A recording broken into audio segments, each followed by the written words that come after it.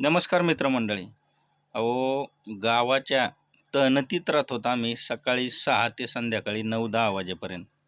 अहो मित्रमंडळी, कधी-कधी दुकान बंद करून गेलं, घरी फ्रेश वगैरे झालं आणि जेवायला बसलं.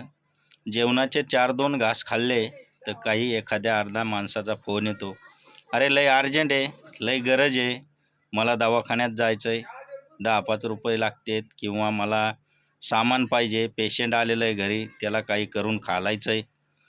अहो मित्रमंडळी, त्या जेवता ताटावरून आम्ही उठतो, हात धुतो आणि त्याला येऊन सामान देतो. एवढ्या आम्ही तुमची सेवा करतो आणि काही काही एवढे बिनलाजे आहेत की त्यांना उधारीच्या पैशाला फोन केला का ते साधा फोन सकट उचलत नाही. पण ते नेऊन खाल्लेलं यांना पचणार नाही, हे 100% आहे मित्रमंडळी. अहो उपयोग नाही हो. न्यायच्या वेळेस तर अशी गयावया करतात.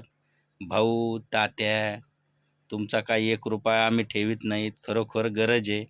अहो तुमची किंमत झिरो झाली आमच्यापुढं. तुम्ही समोरून आले ना आणि आम्ही असं नुसतं वर करून जरी पाहिलं तर तुमची नजर खाली झाली पाहिजे. हे ध्यानात राहून ते शब्द आपले. लाज नाही तुम्हाला, लाज.